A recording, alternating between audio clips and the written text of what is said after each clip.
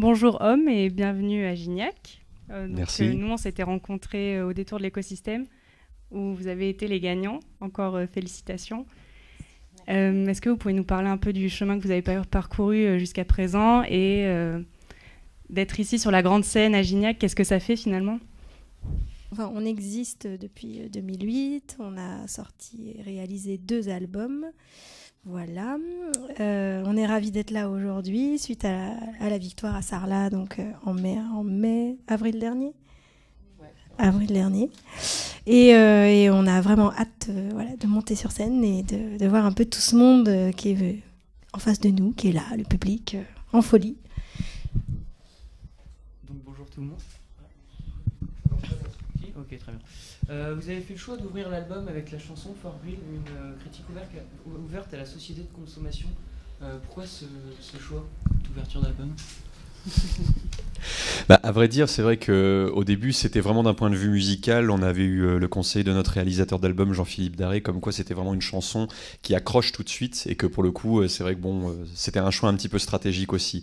Et effectivement, malgré tout, c'est vrai qu'on n'est pas un groupe engagé, mais néanmoins, on a quand même des idées, évidemment, et on les développe de temps en temps dans nos chansons. Et c'est vrai que globalement, voilà, on transmet quand même quelques idées.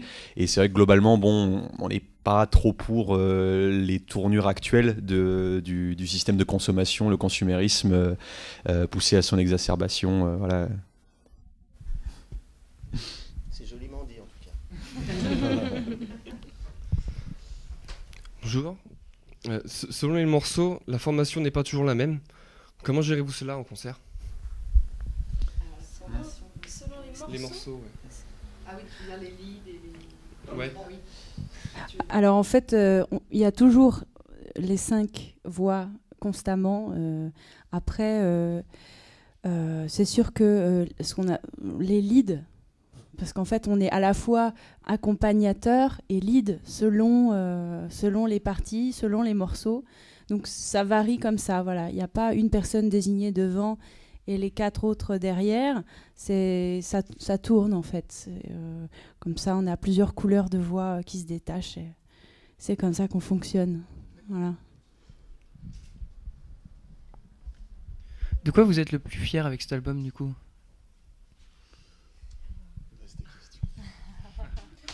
Oui, il y a plein de choses à répondre, mais je pense que c'est quand on l'a fait, en tout cas, c'est d'avoir évolué par rapport au premier. C'est bête, mais sur une vie de groupe comme ça, ça compte. Et je trouve que c'est intéressant de voir l'évolution d'un groupe.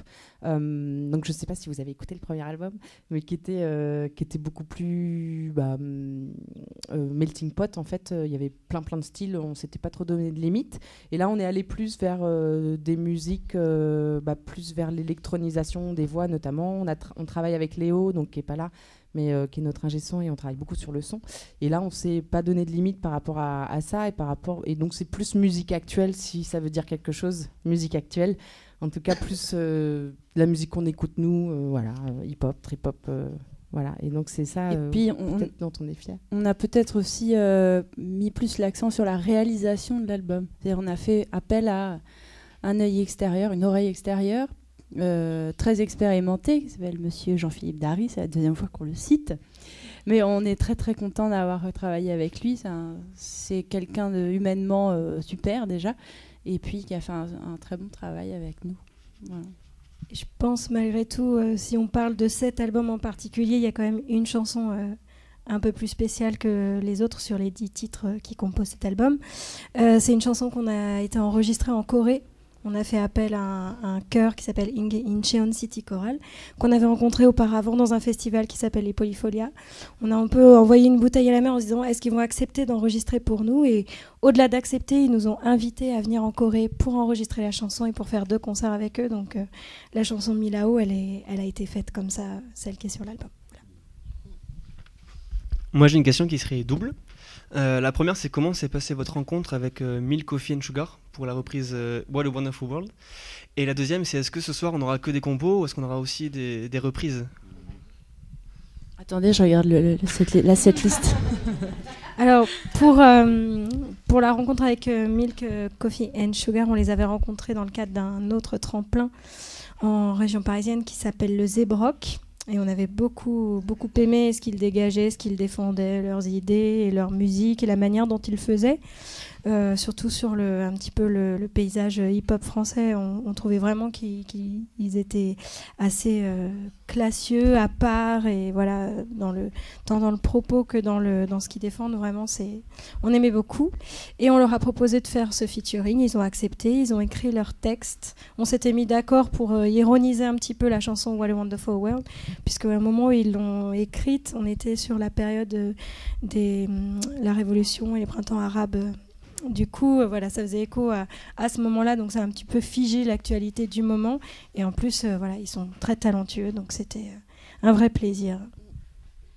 Et on a renouvelé d'ailleurs les collaborations artistiques avec eux. Depuis, ils nous ont invités sur des scènes. Donc voilà, c'est des amis maintenant. Et pour ce soir, du coup ? Ah oui. Alors regarde, je regarde ma liste. Alors, ce soir, il y aura deux. Alors, il y aura essentiellement des compositions, mais 2 reprises quand même, voilà, pour faire des petits clins d'œil. Qui sont Le vent l'emportera, Suspense. Le vent l'emportera et What a Wonderful World, du coup. Vous avez une jolie pochette. Pourquoi vous avez fait le choix, je ne sais pas si c'est vous qui l'avez demandé, mais d'un style si minimaliste pour un album complexe dans les chants, dans les paroles, dans l'ingé son, tout ça, un album aux sonorités aussi complexes? Minimaliste, oui et non. Enfin, c'est vrai qu'il y a cette figure géométrique qui est un peu le symbole de cet album-là, qui s'appelle un octaèdre, et qui est en soi une figure assez complexe du coup, géométriquement. Voilà. Et en fait, on a fait appel à une graphiste qui est très très talentueuse aussi et qui fait des choses vraiment dans le détail. Donc on aimait bien en fait ce côté très ciselé et en même temps épuré. En fait, c'était un peu son truc à elle. Voilà, et pour parler de l'octaèdre, de temps en temps, on le décline aussi sur scène. On aimait bien aussi cette idée de forme géométrique qui, des fois aussi, on fait penser aussi justement au côté plus électro. Souvent, on voit des lignes un peu plus épurées. Donc là, on avait envie de ça aussi. Et puis, voilà, cet octaèdre qu'on pouvait donc décliner sous différentes formes sur des flyers, sur scène, en 3D, voilà, qu'on aimait bien. Et puis aussi, c'est l'idée de la boîte pour aller jusqu'au bout de notre idée. C'est que nous, on fait de la musique improvisée aussi ensemble. Et ce qu'on appelle une boîte, c'est une chanson improvisée, en fait. On s'amuse comme ça et c'est comme ça qu'on crée des chansons. Et cet octaèdre aussi, symbolisé aussi, c'est une boîte comme ça. Et d'où émerge notre son et notre musique, quoi. Voilà. Et du coup, vous dites avoir un style assez incasable, enfin difficile à catégoriser du moins. Et passer dans une soirée à dominante reggae, qu'est-ce que ça peut vous inspirer? Une bonne surprise. Alors, on aime le reggae. Enfin, moi, je sais que j'en ai fait plus jeune aussi. On a différentes inspirations, mais on est très ouvert et on est très fiers de partager une scène comme ça avec ces artistes-là, bien évidemment. Après, oui, c'est pas forcément une programmation très très classique, on va dire, mais voilà quoi, toutes les musiques se mélangent et il n'y a pas de souci quoi. Nous, on est super contents. En plus, c'est vrai que pour nous, c'est un pas important parce que en fait, on a remarqué que d'une manière générale, on avait tendance à être plus programmé dans des festivals, soit qui étaient résolument vocaux, soit qui étaient soit dans des théâtres, ce genre de choses. Et c'est vrai qu'on avait vraiment cette envie d'aller rechercher le public de festival avec un mur de son vraiment massif et des gens debout qui sont vraiment dans l'énergie et dans tout ça. Et au final, on est vachement content de enfin passer cette étape. On a eu cette première envie quand on avait fait la scène du Zébrock à la fête de l'UMA. Où là véritablement c'était un petit peu la première fois quand même qu'on avait un son aussi massif, un mur de son vraiment puissant, et où on s'est dit là il y a quelque chose à explorer parce qu'on arrive quand même à avoir un rendu assez massif avec la voix si on se débrouille bien au niveau de la technique de son, donc voilà, c'était un peu ça l'idée. Après j'ai envie de dire ça sera presque plus au public de ce soir qui sont venus écouter du reggae de dire si c'était pénible ou pas.